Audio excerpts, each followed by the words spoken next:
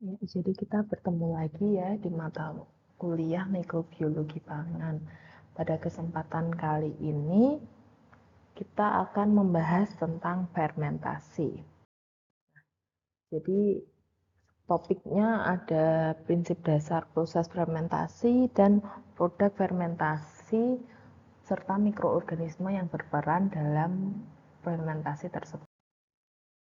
Nah, teknologi fermentasi itu apa? Jadi fermentasi merupakan transformasi kimia dari substansi organik menjadi komponen yang lebih sederhana oleh enzim yang diproduksi selama pertumbuhan mikroorganisme. Nah, mikroorganismenya ini bisa dari kapang, kamit, atau bakteri. Jadi ketiga mikroorganisme itu yang paling sering ditemukan di pangan. Nah, makanan fermentasi ini merupakan makanan yang diproduksi atau diperoleh dari aksi mikroorganisme. Dan makanan fermentasi ini mewakili sepertiga dari konsumsi makanan. Jadi kayak kita sehari-hari itu sering sekali menemukan makanan fermentasi. Misalnya kita buat nasi goreng pakai kecap. Kecap merupakan produk fermentasi. Lalu kita misal makan tempe produk fermentasi. Lalu kita minum yogurt juga produk fermentasi. Jadi produk atau makanan fermentasi itu sangat sering kita temukan di sekitar kita, bahkan sampai mewakili sepertiga dari total konsumsi makanan. Nah, di fermentasi ini diperlukan media dan inokulum atau starter. Jadi ini merupakan istilah-istilah yang akan kita temui di fermentasi. Jadi di fermentasi itu ada medianya. Medianya bisa berupa padat maupun berupa cair. Contohnya kalau padat pada fermentasi tempe itu kan pakainya kacang kedelai. Kalau cair, misal pada fermentasi yogurt itu medianya susu berupa bentuknya cair. Lalu inokulum atau starter ini bisa berupa kultur tunggal atau kultur campuran. Jadi kalau kultur tunggal ini hanya satu jenis mikroorganisme yang berperan dalam proses fermentasi, sedangkan kalau kultur campuran ini ada beberapa jenis mikroorganisme yang berperan dalam proses fermentasi. Nah, fermentasi ini bisa dibagi menjadi dua jenis, yaitu ada homofermentatif dan heterofermentatif. Homofermentatif itu apa? Homofermentatif itu jika hasil fermentasinya satu jenis. Jadi misal menghasilkan asam asetat yang menghasilkan asam asetat saja. Misal menghasilkan asam laktat yang menghasilkan asam laktat saja.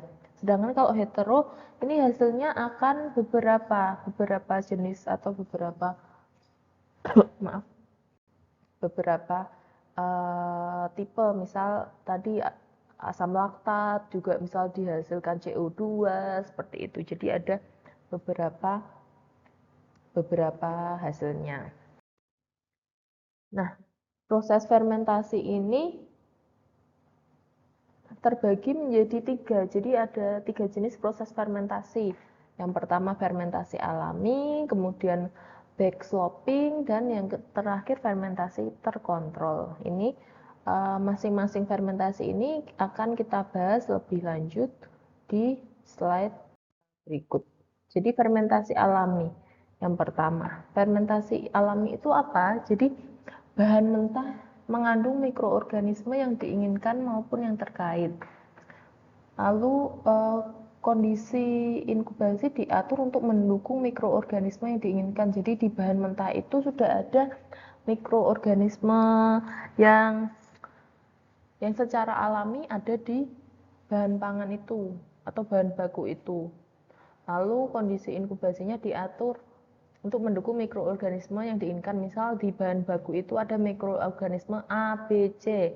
Nah, kita memilih mikroorganisme B nih yang mau kita yang kita inginkan atau yang kita ingin tingkatkan. Jadi nanti kondisi inkubasinya kita atur sesuai dengan kondisi optimal pertumbuhan mikroorganisme B. Misalnya kalau suhu optimalnya 30 ya kita atur di suhu 30 seperti itu. Nah, kekurangannya apa dari fermentasi alami ini? Kekurangannya sulit untuk memproduksi produk dengan karakteristik yang konsisten. Lalu peluang untuk kegagalan produknya akibat pertumbuhan mikroorganisme yang tidak diinginkan dan patogen tinggi. Ini kenapa? Karena mikroorganisme yang ada di bahan baku tadi kan beraneka macam ya, tidak cuma satu jenis. Jadi masih ada peluang untuk pertumbuhan mikroorganisme yang tidak diinginkan. Jadi misal kita inginnya kan B, tapi tidak menutup kemungkinan A kan tetap bisa tumbuh, C tetap bisa tumbuh. Jadi kalau di fermentasi alami seperti itu. Jadi hasil produknya juga nanti tidak konsisten karena banyak atau mikroba lain yang tidak kita inginkan juga tumbuh. Jadi hasilnya pasti juga tidak sesuai gitu. Nah, kalau backsloping itu apa? Jadi backsloping ini produk dari fermentasi yang sebelumnya digunakan untuk starter.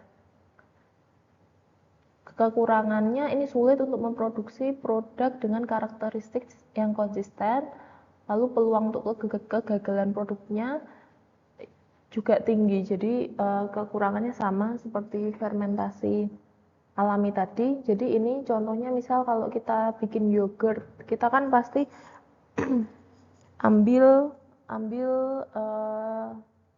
starternya dari yogurt yang sebelumnya seperti itu kan.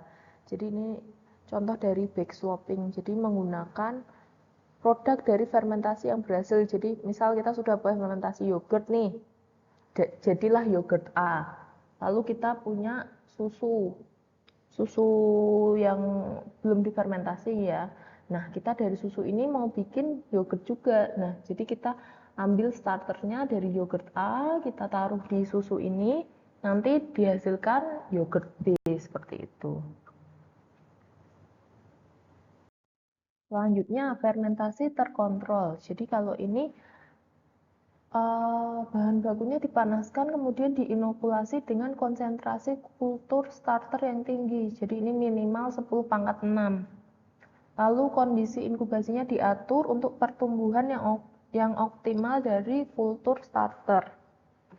Kelebihannya adalah produk ini nanti hasilnya konsisten dan karakteristiknya dapat diprediksi, dan peluang kegagalannya dan pertumbuhan mikroorganisme patogennya rendah karena ini kan dikontrol. Jadi kita tahu jumlah mikroba awalnya apa, jenisnya apa, lalu kita atur kondisi inkubasinya. Jadi semuanya sudah diatur dan terkontrol. Jadi nanti tidak ada hal-hal yang tidak kita inginkan. Jadi kalau di sini ini kita udah tentukan kita mau mikroba apa. Misal mikroba A, ya cuma yang dipakai mikroba A. Lalu kita tentukan konsentrasinya berapa, karena ini kan butuhnya tinggi, jadi minimal 10⁻⁶. Lalu kondisi inkubasinya diatur sesuai dengan pertumbuhan optimum dari mikroba A tersebut. Kalau dia optimumnya di 37 ya kita inkubasinya di suhu 37 seperti itu. Jadi karena semuanya sudah diatur ya, jadi jenisnya diatur, jumlahnya diatur, kondisinya diatur. Jadi nanti hasilnya bisa diprediksi dan konsisten. Jadi gagalnya juga rendah. Nah, bagaimana sih aplikasi mikroorganisme pada industri? Jadi mikroorganisme pada industri ini aplikasinya bisa kita lihat di makanan, misal makanan fermentasi seperti tadi tempe, kecap, wine, bir seperti itu, atau bahan tambahan pangan misal MSG. MSG itu bisa diproduksi dari mikroorganisme juga. Lalu tadi minuman beralkohol, wine, bir, lalu pembuatan berbagai bahan kimia, senyawa terapeutik, ini senyawa yang berhubungan dengan kesehatan, lalu bisa juga enzim karena kita belajar juga bahwa mikroorganisme ini bisa menghasilkan enzim-enzim. Nah, enzimnya ini nanti yang akan diekstraksi dan diproduksi secara industri. Nah, manfaat fermentasi pangan itu apa? Jadi manfaatnya itu bisa meningkatkan masa simpan. Contohnya, kita kalau bandingkan susu sama yogurt. Kalau susu itu paling tahan di suhu ruang kan nggak sampai 8 jam. Sedangkan kalau yogurt itu bisa tahan 2 hari. Apalagi kalau kita simpan di suhu rendah, dia akan lebih lama. Lalu meningkatkan zat gizi dan daya cernanya. Contohnya tempe dibandingkan dengan kedelai. Jadi kalau kedelai itu kan masih mengandung zat anti gizi ya. Sedangkan kalau tempe sudah difermentasi, jadi sudah terurai, jadi dia sudah tidak mengandung zat anti gizi. Kemudian daya cernanya juga meningkat. Lalu yang ketiga, meningkatkan rasa dan flavor. Kalau kita disuruh makan kedelai atau makan tempe, pasti kita lebih pilih tempe kan, karena flavornya atau rasanya itu sudah sesuai dibanding kita cuma makan kedelai. Sama kalau susu dan yogurt, kalau di yogurt ini rasanya itu kan akan lebih asam gitu. Jadi dari yang susu mungkin rasanya plain gitu, dia di yogurt dia akan ada flavor-flavor tertentu yang identik dengan yogurt, misal seperti asam.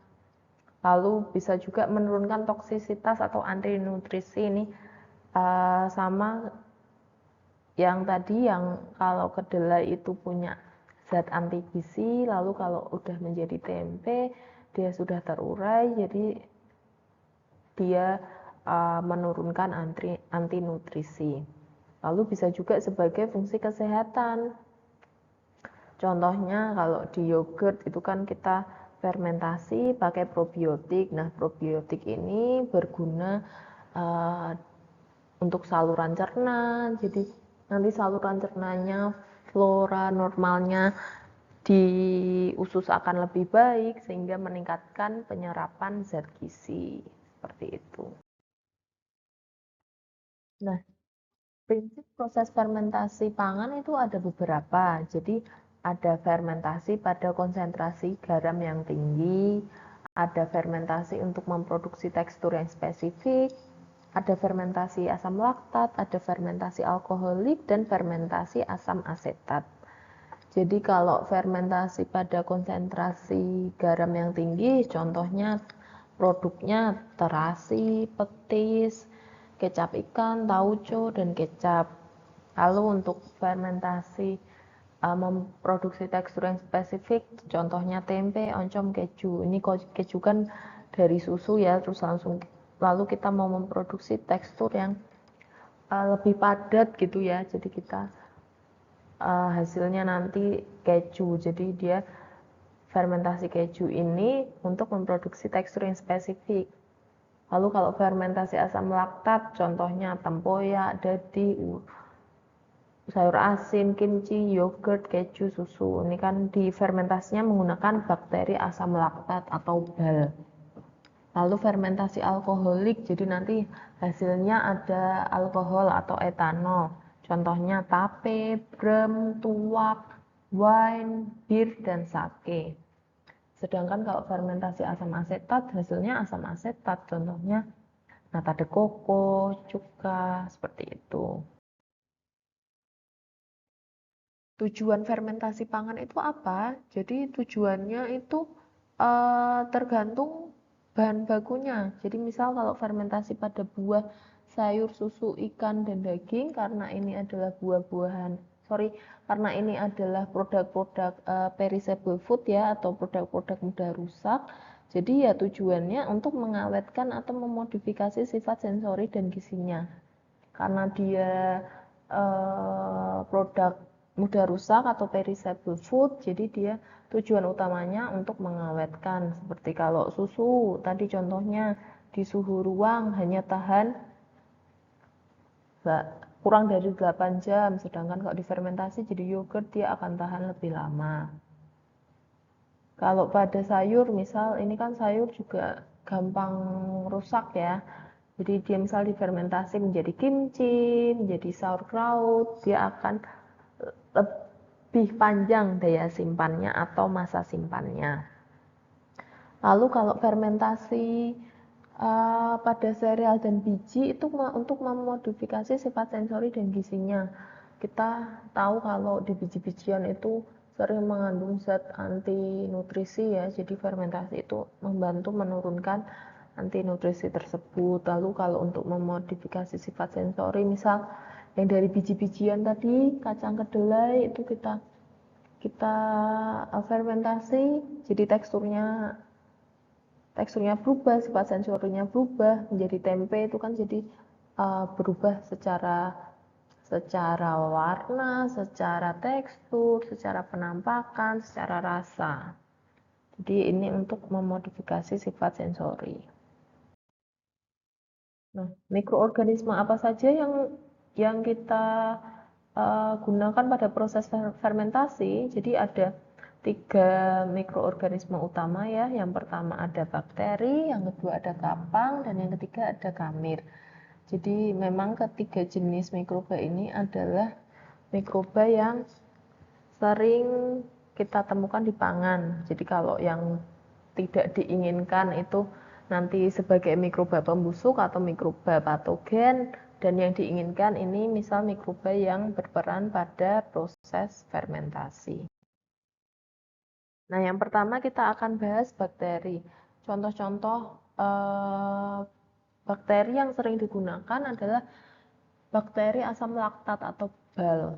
Jadi contoh-contohnya ada Lactococcus, Streptococcus, Leuconostoc, Pediococcus, Lactobacillus, Bifidobacteria. Dan BAL ini biasanya produknya atau medianya ini susu. Lalu ada juga bakteri Propionibacterium. Contoh-contohnya ini ada Propionibacterium frontierii, Jensenii, Toenii, Acidipropioni. Nah, ini biasanya yang digunakan pada fermentasi keju. Lalu ada juga bakteri dari golongan Acetobacter.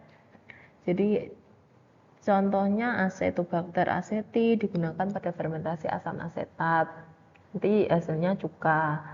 Lalu Acetobacter pseudomonas pada fermentasi nata de coco.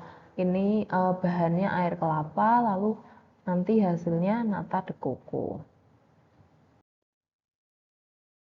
Selanjutnya kamir. Nah, kamir ini yang sering kita dengar nih ini ya, Saccharomyces cerevisiae. Jadi dia digunakan pada ragi roti, bir, wine, alkohol, seperti itu. Nah, kamir ini terbagi menjadi 2 jenis, ada top yeast dan bottom yeast. Jadi kalau top yeast itu biasanya kita temukan di permukaan, jadi bentuknya nanti gumpalan dan mengapung, lalu dia tumbuh secara cepat pada 20 derajat Celcius dan dia memproduksi alkohol dan karbon dioksida. Sedangkan kalau bottom yeast yang biasanya kita temukan di bawah.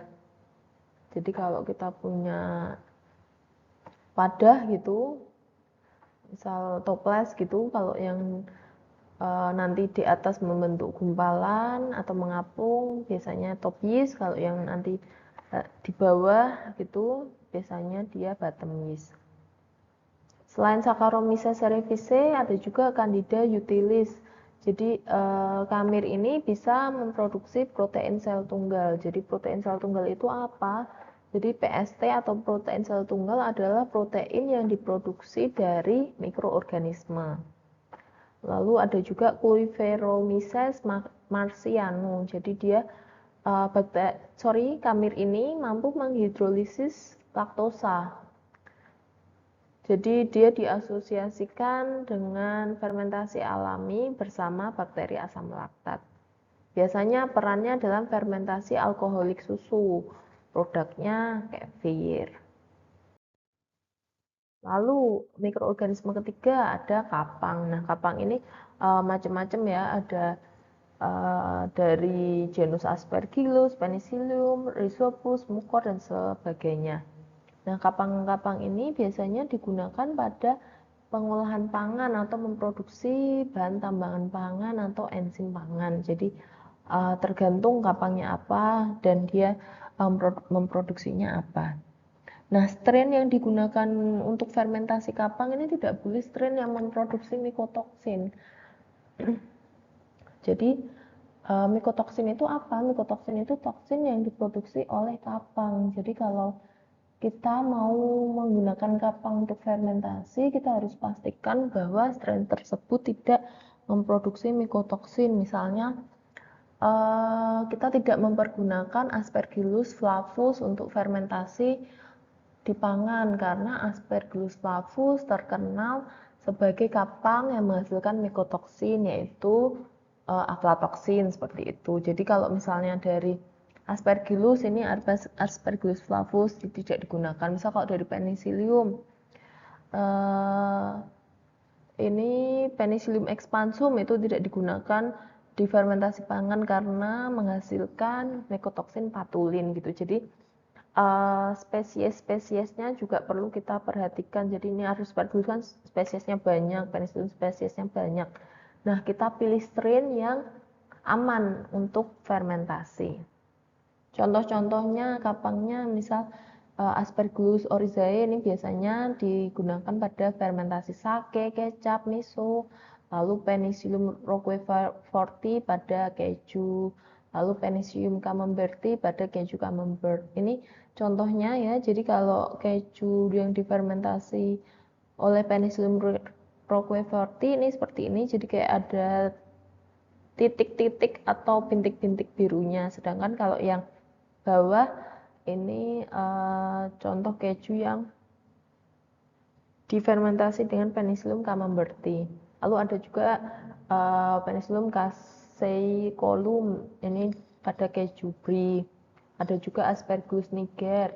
Ini dia nanti bisa memproduksi asam sitrat, asam glukonat maupun enzim-enzim pektinase, amilase. Jadi tidak cuma memproduksi makanan fermentasi, tapi fermentasi ini juga bisa memproduksi enzim-enzim yang berguna yang digunakan pada bahan pangan.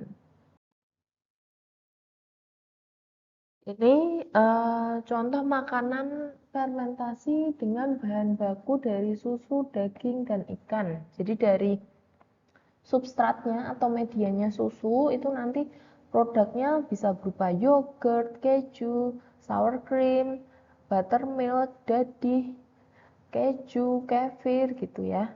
Nah, ini tipe-tipe fermentasinya. Jadi kalau yogurt, keju, buttermilk, dadih, dan sour cream ini fermentasinya fermentasi laktat. Kalau kefir, dia fermentasinya laktat dan yeast. Jadi kalau kefir ini yang mikroorganisme yang berperan tidak cuma bal atau bakteri asam laktat, tapi juga ada yeast atau kamir. Lalu kalau pada daging, produknya bisa sosis, urutan, pepperoni.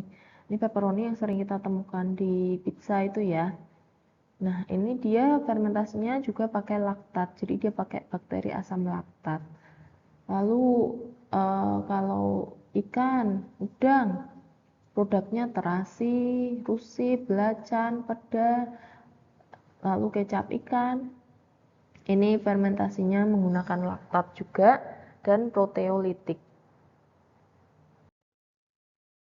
Selanjutnya dari bahan baku serealia, kacang-kacangan, dan umbi-umbian. Jadi contoh substratnya barley, dia produknya bir.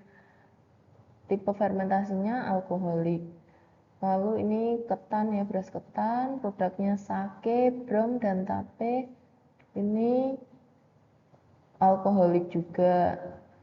Lalu ada ini kacang kedelai, produknya natto, ini pakai bakteri. Kalau miso, tauco, dan kecap itu pakai kapang, bal, dan kamir. Kalau produknya tempe dan oncom itu pakainya kapang. Kalau singkong, singkong itu produknya tape ya. Tape ini termasuk fermentasi alkoholik. Kalau growel dan ogi laktat. Lalu bahan baku selanjutnya buah dan sayur. Buah dan sayur ini buah contoh produknya wine, lalu cuka, tempoyak, mandai. Tipe fermentasinya kalau wine alkoholik, kalau cuka ini alkoholik dan asetik atau asetat. Jadi dia fermentasinya yang berperan ada dua, fermentasi alkoholik dan asetat. Kalau sayur contohnya tadi kayak kimchi yang sering kita lihat ya di Korea gitu kan, sering makan kimchi, lalu sauerkraut, ada kalau di Indonesia ada sawi asin, lalu ini ada acar gitu ya. Itu fermentasinya itu laktat. Lalu kalau air kelapa itu bisa produknya seperti cuka, nata de coco. Ini fermentasinya tipenya asam asetat, fermentasi asam asetat. Jadi kita bahas yang pertama tadi ada jenis-jenis fermentasi ya. Nah ini kita bahas lebih detail. Jadi fermentasi asam laktat yang pertama. Jadi fermentasi asam laktat itu terbagi menjadi dua, yaitu fermentasi homolaktat dan fermentasi heterolaktat. Jadi seperti yang di depan tadi ada homofermentatif dan heterofermentatif. Jadi kalau homolaktat berarti hasilnya asam laktat saja, sedangkan kalau heterolaktat itu hasilnya bisa asam laktat, bisa etanol dan karbon dioksida. Jadi kalau homo itu hasilnya satu jenis, kalau hetero itu hasilnya beberapa jenis. Jadi kalau fermentasi homolaktat, glukosa ini akan terdegradasi melalui jalur EMP dan produk akhirnya hanya asam laktat. Nah, yang berperan apa? Yang berperan itu bakteri dari golongan Streptococcus, Pediococcus, Lactococcus, Enterococcus, dan Lactobacillus. Nah, fermentasi ini penting pada industri olahan susu. Contoh produknya yogurt dan keju. Lalu fermentasi heterolaktat. Ini substratnya sama ya, glukosa. Jadi glukosa terdegradasi melalui jalur pentosa fosfat. Jadi yang beda jalurnya, kalau yang atas EMP, yang bawah pentosa fosfat. Nah, hasilnya selain asam laktat terbentuk juga etanol dan CO2 ini ya. Ada etanol, ada CO2. Jadi karena dia juga hetero, hasilnya tidak cuma asam laktat, tapi ada tambahan etanol dan CO2. Lalu contoh dari fermentasi laktat itu ada yogurt. Nah, yogurt ini proses fermentasinya tuh bagaimana sih? Jadi yogurt ini kultur starternya itu ada dua. Jadi dia Lactobacillus delbrueckii subspesies bulgaricus dan Streptococcus salivarius subspesies thermophilus. Jadi kalau biasanya secara umum nyebutnya Lactobacillus bulgaricus dan Streptococcus thermophilus. Tapi ini nama lengkapnya ini ya. Jadi Lactobacillus delbrueckii subspesies bulgaricus. Ini perbandingannya 1:1, nggak boleh 2:3 karena nanti hasil produknya tidak sesuai. Nah, untuk pertumbuhan yang seimbang ini fermentasinya dilakukan pada suhu 43,3 derajat Celcius. Dia pertumbuhannya simbiotik atau saling menguntungkan ya. Jadi awalnya yang tumbuh itu Streptococcus dulu. Dia tumbuh secara cepat dan memproduksi asam format dan CO2.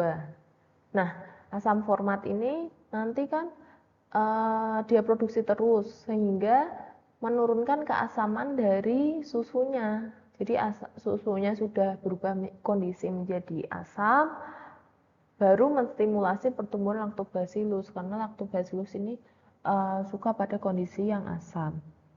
Nah, Lactobacillus ini nanti memproduksi peptida dan asam amino seperti glisin, valin, histidin yang diperlukan oleh Streptococcus. Jadi dia saling menguntungkan ya. Yang awal Streptococcus tumbuh dulu, lalu kondisi sudah asam, baru Lactobacillus tumbuh. Lactobacillus tumbuh, dia menghasilkan asam amino yang diperlukan oleh Streptococcus. Nanti pada pH 5,5 pertumbuhan Streptococcus akan melambat. Lalu contoh fermentasi laktat lainnya ini keju. Jadi ini ada dua jenis keju ya, contohnya ini cottage cheese, ini yang atas. Ini biasanya dipakai di salad dressing ya, jadi di salad terus atasnya diberi cottage cheese ini. Jadi pembuatannya ini merupakan strain campuran, jadi dia pakai kultur campuran dari Lactobacillus lactis, subspesies Cremoris, dan lactis yang utamanya digunakan. Sedangkan kalau blue cheese ini yang bawah, dia menggunakan Lactobacillus lactis, subspesies Cremoris, dan Leuconostoc sebagai starter awalnya. Jadi ini starternya beda ya, yang ini kan Cremoris dan lactis, ini Cremoris dan Leuconostoc. Lalu setelah dia bertumbuh atau bereaksi, nanti baru starter keduanya ini Penicillium roqueforti. Jadi dia punya starter awal dan starter sekunder di blue cheese ini. Kalau ini cuma starternya langsung campuran, kalau ini jadi bertahap gitu. Lalu ada produk juga yang namanya kefir. Jadi kefir ini apa? Kefir ini hasil fermentasi dari bal dan kamir. Kalau yogurt itu kan hasil fermentasi bal saja. Nah, kalau kefir ini ada kamirnya juga yang berperan. Nah, kalau kefir ini mengandung alkohol 0,5 sampai 1,5%. Fermentasinya menggunakan kefir grain atau bibit kefir. Jadi kefir green ini terdiri atas bakteri asam laktat mesofilik, bakteri asam laktat aromatik, kamir, dan lactobacilli. Jadi ini nama-namanya. Bal mesofilik itu ada Lactobacillus lactis, bal aromatik ada Leuconostoc, kamirnya itu Candida kefir dan Saccharomyces lactis. Lalu lactobacillinya ada Lactobacillus brevis dan Lactobacillus bulgaricus. Jadi kalau kefir ini tidak cuma bakteri asam laktat, tapi ada juga kamir. Lalu ada juga produk semi dry sausage. Jadi ini contohnya ada summer sausage, ada Thuringer, sama semi dry salami. Jadi ini yang summer sausage, ini yang Thuringer, ini yang semi dry salami. Pembuatannya ini pakai jenis fermentasi yang dikontrol. Jadi dia pakai kultur starternya ini dalam jumlah yang tinggi ya, jadi 10⁻⁶ sampai 10⁻⁷. Starternya bervariasi tergantung suhu fermentasi dan pH yang diinginkan. Kalau suhunya tinggi, pH-nya rendah, yang dipakai mikroba ini. Kalau suhunya rendah, pH-nya tinggi, yang dipakai mikroba ini. Nah, kalau P. pentosaceus ini bisa digunakan pada kedua kondisi. Nah, ini kan warnanya kan berbeda-beda ya. Jadi tergantung warna yang diinginkan itu bisa digunakan Micrococcus maupun Staphylococcus carnosus. Jadi dia kepingin lebih merah atau lebih coklat, ini bisa menggunakan bakteri ini. Lalu dia bisa juga dibuat dengan fermentasi alami, dan bakteri yang berperan itu Lactobacillus sakei, Lactobacillus curvatus, dan Leuconostoc. Ini yang ada di bahan bakunya, jadi dia starter yang penting karena sudah ada di bahan baku. Selanjutnya ada sauerkraut. Jadi kalau sauerkraut ini fermentasi pada sayur. Jadi sayurnya ini apa? Sayurnya ini yang dipakai ini kubis. Jadi kubisnya ini diparut atau dipotong kecil-kecil gini ya. Nah, pada bahan baku kubis ini biasanya sudah ada mikroorganisme alaminya. Jadi mikroorganisme ini biasanya nggak diinginkan dan populasi balnya tinggi. Oleh karena itu tadi setelah kubisnya dipotong-potong lalu ditambah garam, gula, dan ditutup, ini di tempat ini ditutup jadi oksigennya nggak ada, disimpannya di suhu rendah, ini di kulkas. Jadi kondisi-kondisi tersebut akan menstimulasi leukonostoc mesenteroides. Jadi nanti bakteri tersebut akan tumbuh secara cepat. Nah, setelah leukonostoc tumbuh, dia akan menghasilkan asam. Nah, asamnya kalau sudah mencapai 1%, ini lactobacillus mulai tumbuh, Lactobacillus brevis, sampai mencapai 1,5. Setelah itu baru P. pentosaiceus mengambil alih sampai asamnya 1,8, dan yang terakhir Lactobacillus plantarum. Jadi dia ada 4 tahap fermentasi prosesnya yang terjadi di fermentasi sauerkraut. Lalu kita ke jenis fermentasi kedua, yaitu fermentasi alkohol. Tadi kan fermentasi laktat, kalau ini fermentasi alkohol.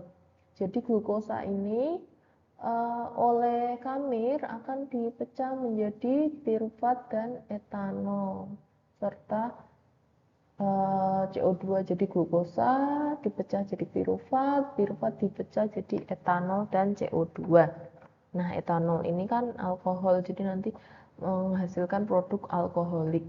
Contohnya pada makanan ini ada tape, lalu pada minuman ini ada bir, wine, sake, maupun spirits. Mikroorganisme yang utama atau mikroorganisme kunci yang berperan pada fermentasi alkoholik adalah Saccharomyces. Jadi kamirnya nih Saccharomyces. Saccharomyces, ada Saccharomyces calbergensis, ada Saccharomyces cerevisiae, dan Zygosacharomyces bombay. Jadi ini jenis-jenis mikrobanya, ini jenis-jenis produk yang dihasilkannya. Nah, pada sake, tape, dan fermentasi alami dari wine, bakteri asam laktat juga terlibat dan memproduksi laktat. Jadi pada produk sake, tape, dan wine itu tidak cuma kamir, tapi ada juga bal yang terlibat. Selanjutnya fermentasi asam asetat. Jadi kalau fermentasi asam asetat ini mengubah glukosa menjadi etanol dan karbon dioksida. Lalu asam asetat ini akan difermentasi oleh acetobacter. Jadi prosesnya etanol diubah menjadi asetaldehid sehingga menghasilkan asam asetat. Jadi kalau ini tadi yang alkohol, fermentasi alkohol oleh kamir ya, yang dihasilkan kan etanol dan karbon dioksida. Sedangkan kalau asam asetat, fermentasi asam asetat itu hasilnya asam asetat. Jadi ini beda antara yang alkohol dan asam asetat. Ini dibuatnya dari sumber karbohidrat yang dapat difermentasi, contohnya buah, sayur, sirup, dan wine. Proses pembuatan cuka. Jadi kalau proses pembuatan cuka ini bertahap ya. Jadi yang pertama dia fermentasi alkohol dulu oleh kamir. Jadi gula diubah menjadi alkohol. Kemudian dia mengalami fermentasi kedua, yaitu acetobacter mengoksidasi alkohol menjadi asam asetat. Jadi kalau di cuka ini glukosanya diubah jadi etanol dan karbon dioksida, lalu etanolnya ini diubah jadi asetaldehid dan asam asetat. Seperti itu. Nah, ini starter cuka. Jadi organisme yang berperan dalam produksi cuka biasanya tumbuh di atas substrat membentuk massa seperti jelly atau yang disebut mother of vinegar. Jadi ini contohnya ya, mother of vinegar. Jadi biasanya kalau beli cuka itu nanti ada tulisannya cuka vinegar with mother gitu, berarti dia ada ada massa seperti jelly ini. Nah, mother of vinegar ini terdiri atas acetobacter. Acetobacternya macam-macam, ada acetobacter acetic, silinum, dan ascendent. Dan selain Acetobacter, ini ada juga kamir, jadi Saccharomyces ellipsoideus dan Cerevisiae. Jadi di mother of vinegar ini ada Acetobacter dan kamir. Nah, contoh fermentasi asam asetat lainnya adalah nata de coco. Jadi nata de coco ini terbuat dari air kelapa. Air kelapa lalu ditambahkan gula, sumber nitrogen, dan asam asetat. Fermentasinya dilakukan pada lapisan yang dangkal. Ini bisa kita lihat ya bahwa wadah yang dipakai itu tidak terlalu dalam atau dangkal. Lalu dia selama fermentasi dia akan membentuk selulosa atau massa nantinya akan dipanen seperti ini yang ada di foto. Dari massa ini nanti dihasilkan nata de coco. Jadi ini selulosanya, ini nata de coconya. Nanti dari sini dipotong-potong jadi kotak-kotak seperti itu, seperti nata de coco yang biasa kita temukan. Lalu fermentasi kapang. Tadi kita sudah belajar fermentasi bakteri dan kamir. Sekarang kita akan belajar tentang fermentasi kapang. Contoh produknya apa? Jadi contoh produknya ini tempe yang sering kita temukan ya sehari-hari, dan ada juga oncom. Kalau ini biasanya banyak di daerah Jawa Barat. Nah, pada fermentasi kapang ini biasanya terjadinya fermentasi campuran, jadi tidak murni kapang. Dia melibatkan dua tahap fermentasi, jadi melibatkan bakteri, melibatkan kapang, dan juga kamir. Contohnya kalau di tempe ini jadi fermentasinya 2 kali, itu oleh bal dulu baru oleh kapang. Sedangkan kalau di kecap dan tauco ini ada juga kamirnya seperti itu.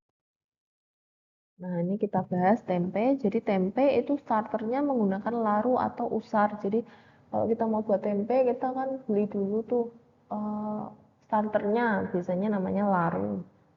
Nah, di laru ini mikroorganismenya itu apa? Itu Rhizopus oligosporus yang mikroorganisme utamanya.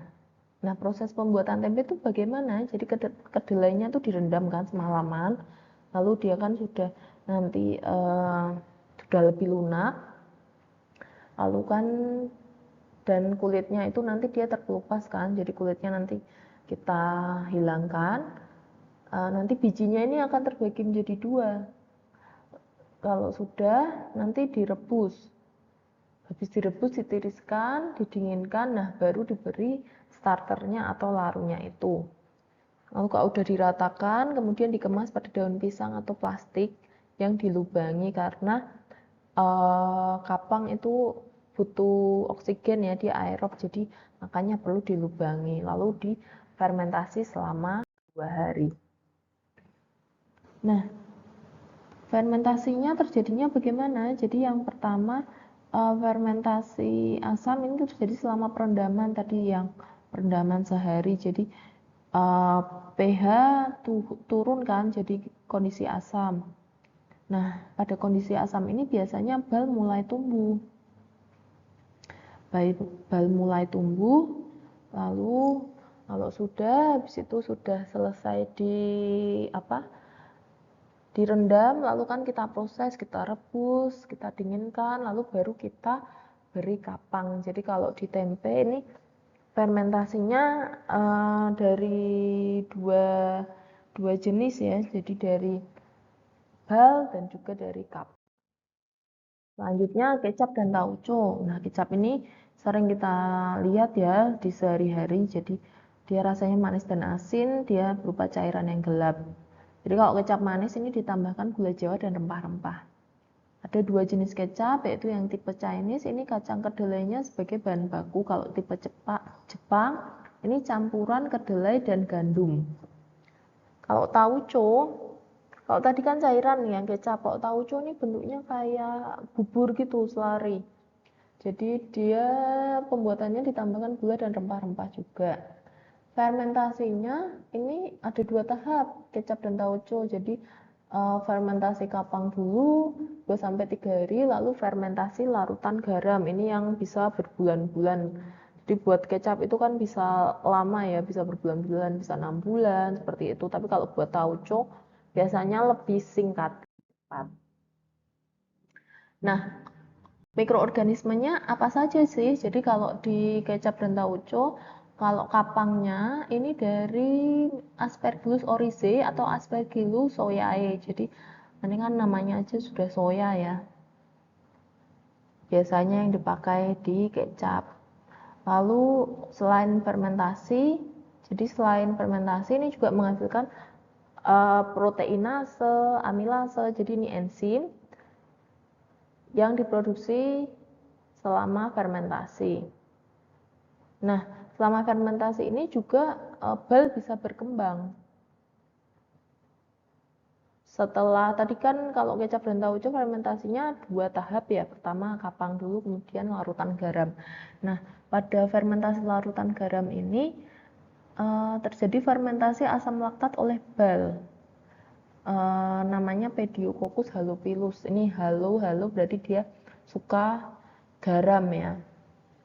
Lalu fermentasi alkoholiknya oleh Khamir, Saccharomyces cerevisiae atau Zygosaccharomyces soyae. Jadi kalau kecap dan tauco fermentasinya 2 tahap. Yang pertama oleh kapang, yang kedua fermentasi larutan garam. Seperti itu. Sekian presentasi kali ini, semoga bisa dipahami dengan baik. Nanti silahkan direview lagi dari slide-nya atau bahannya, dipelajari lebih lanjut. Seperti itu. Jadi terima kasih atas perhatiannya. Sekian dan sampai bertemu di minggu depan.